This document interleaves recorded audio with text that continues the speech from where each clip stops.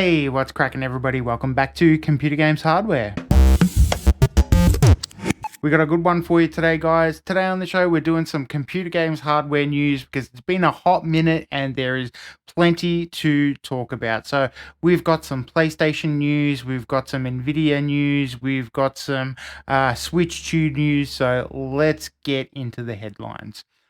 First up, it's coming, guys. I told ya, I've been waiting for it all these years and it's finally here. Sony has revealed they are likely to release a PS5 Pro later in 2024.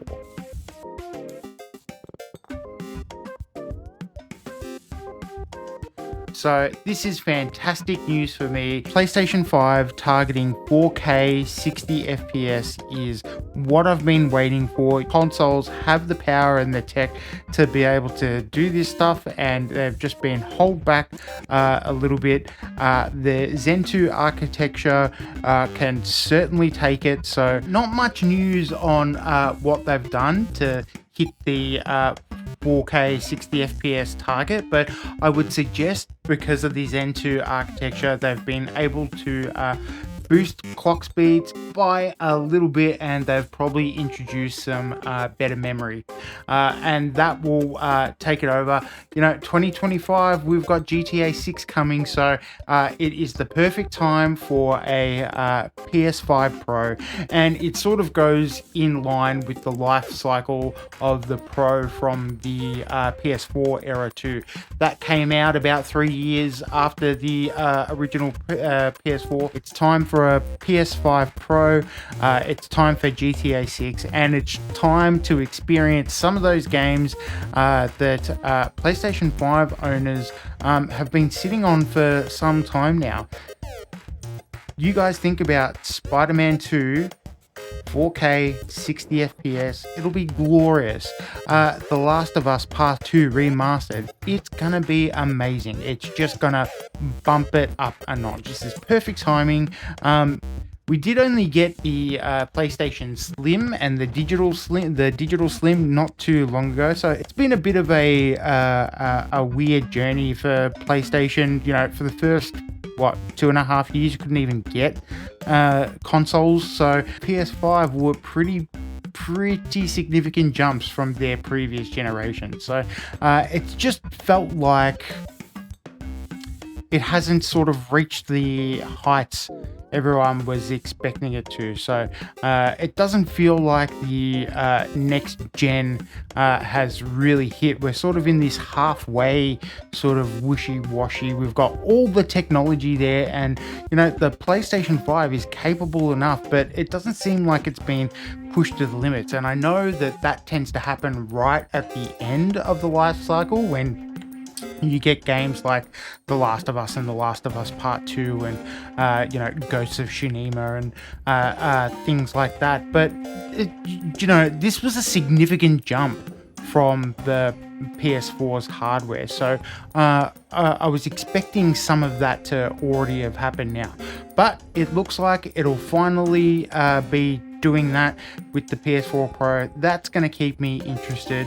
I also just want to shout out my good friend Quadzy, who is my dedicated PS5 contact. He's got his hands on the PS5 Portal, which has had some pretty positive feedback.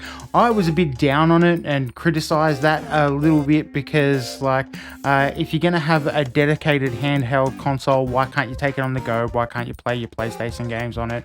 But that's not what it's intended for, and it seems to be perfect for his use case. So that's really exciting. Sony have also announced that PSVR 2 is set to be PC compatible at the end of 2024. So, I'm conflicted here, guys. Sony's strategy is slowly heading towards multi-platform. It's clear as day, and the PSVR and PSVR 2 have always been excellent candidates for it. And it's been crazy to me that with VR being such a niche at the moment, that all developers haven't made them more widely accessible like this. This is a pretty good strategy. It's going to, I'll either get one for my PlayStation 5 Pro now that I can use it with my PC, or I can just buy it standalone for my PC, depending on the type of titles that PlayStation have set to be released for PC. So it's sort of a win-win situation for PlayStation, and I don't know why they haven't seen this sooner. I know people get pissed off about like their exclusivity going out to other platforms and things like that, but for me, it's sort of like, what the hell are you guys talking about? Don't you want people to experience the experiences that you have? PlayStation fanboy, Xbox, like, who cares about any of that shit, honestly? It's just a means for more people to get their hands on games that we all love and be able to share it. So I think this is really good. I think Xbox's new strategy is really good too. It's not taking away from anybody. It's, opening up the possibilities to others who might not have had the opportunity to experience new game VR and experiences. So this is all positive for me. I'm really happy about that. PSVR 2, PC compatible, PlayStation 5 Pro, all set to be released in 2024. Smells like money, Sony. It's what we've been waiting for. I also hope that this is the end of exclusivity. Like, I'm dying to play Final Fantasy VII Rebirth at the moment, and that's probably not going to be out on PC for a couple of years, 12 months maybe, but I have noticed the exclusive window is getting smaller and smaller and smaller. People aren't buying them under exclusivity, and people are talking with their wallet. This is really good news for me. PS5 Pro and PSVR 2 for PC all coming at the end of 2024. Shifting over but staying relevant to PlayStation, I just wanted to highlight a really awesome article from PC Gamer, who are talking about 2024 being the issue of server-related issues. Now, some of you might know that Helldivers 2 was released this week, day and date on PC, the same as it was released for the PS5, and everyone went wild for it. It's the biggest selling PlayStation Studios game on PC to date, so if that gives you any indication of the way things are going, there you are, there you have it. But it's been dogged by some server issues. People have purchased the game and they can't get into a server to play, and there is no offline mode, which is an absolute disaster from my point of view.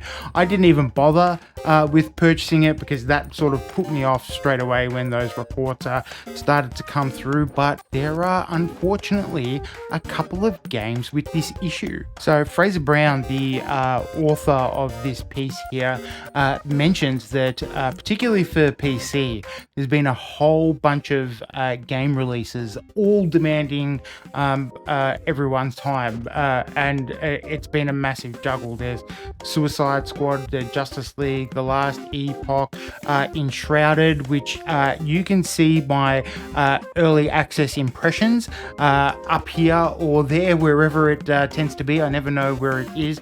I take a real deep dive. I probably mislabeled the title of that video. I should have made it an early access review because it's pretty in-depth, guys. So if you want to know anything about Enshrouded, check out our video up there.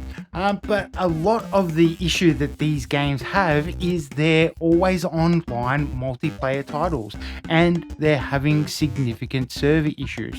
So all apart, so we've got Helldivers 2, Skull and Bones, Nightingale, The Last Epoch, and Suicide Squad Kill the Justice League have all had some sort of server issues. Now, one of the reasons that, for me anyway, that Enshrouded was a really good survival title is because it has an offline mode, and it's got a really cool offline mode where you don't have to create a new character, you don't have to piss fart around and start from zero again. You can take your offline character into online, into your personal server, and you can just play as you are. And I really appreciate about that game, because sometimes like that stuff really holds me back. I believe the last Epoch, which is a Diablo type of game, top-down isometric. They're calling it a Diablo killer, but it has the same problem. It does have an offline mode, but you have to create a new character. And like when you're getting into a new game and then you've been dogged by, server issues, you don't want to go in again and then recreate a new character and start all over again. It's just, it takes the sheen off. So I just wanted to highlight this. This is a really good article. What do you guys think? Should developers be doing more to ensure that players get a full gaming experience if they purchase a game for the money if they can't get online? I certainly think that they should. There should be an offline mode. In Helldivers, some people can't even get into the menus. So, that's pretty not good for the people who've purchased it. If you're in and you're having a good time, that's fantastic, but it's really unfortunate if, you've purchased a game and you can't play for days and days because of the server issues. So have a read through PC Gamer's article. I link all the links to the stuff that I've talked about in Computer Games Hardware News into the description below, so you'll be able to check out all the titles there. But there you go, server issues, another PC issues, so bad ports, server issues, and PC ports not coming for ages and ages has always been the PC gamer's struggle, but there you go. So hopefully that's starting to shift. It's been reported that the Nintendo Switch 2 has been pushed back into 2025. So you guys might remember in one of our previous episodes of Computer Games Hardware News, when they announced that it was arriving in 2024, one of you guys commented that it probably won't be released in 2025. Well played, sir. You hit it spot on. Switch 2 coming out in 2025. But, with the slate of games winding down in 2022, there's still things coming out for the Nintendo Switch. So we're probably getting a couple of titles worth playing. There's probably just a couple of breaths left in the Nintendo Switch, with a couple of titles still to be released in 2024. So I think Nintendo's strategy here is to see out the Switch with a bang, and also spend the rest of 2024 building up the anticipation. There's going to be a reveal. There's going to be all sorts of things, related rumors and sneak peeks, and possibly Nintendo Directs dedicated to the Nintendo Switch 2. So I'm looking forward to getting some solid information from Nintendo.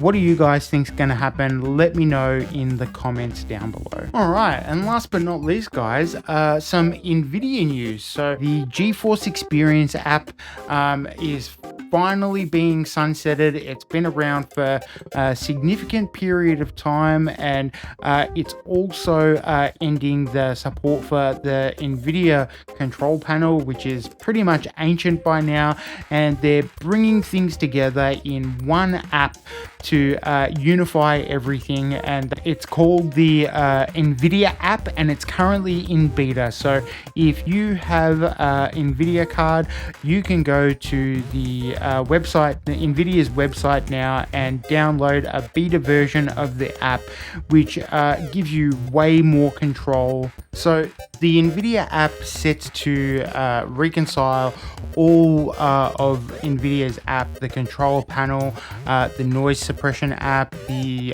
really cool broadcast app that it's got, and it puts it all in one place. So it redevelops the overlay and all that sort of stuff. So I'd be interested to hear how that plays out. What I'd really love NVIDIA to do would to be putting some native overclocking support into their app. You know, that would be really good to see. So hopefully that's coming in the app once it comes out of beta. Are you rocking an NVIDIA GPU? Have you tested out the app? Let me know in the comments down below. I think this is really good. They've needed this for a long time. I used to hate using the NVIDIA control panel on my 2060 when I was rocking one a few years back, and it just did my head in. So this is a pretty good upgrade. You have everything in the one place. So yeah, you all thought I was a red team shill, didn't I? But no, I've had plenty of NVIDIA cards in my time. So there you go. So to all you, you're a red team shill. Piss off with that. No one cares about that.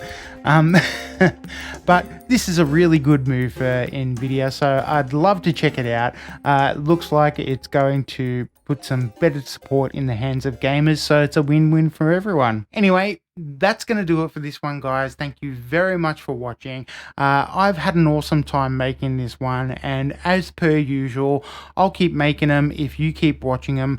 Please remember to like, share, and subscribe, and watch the videos. That really helps me out.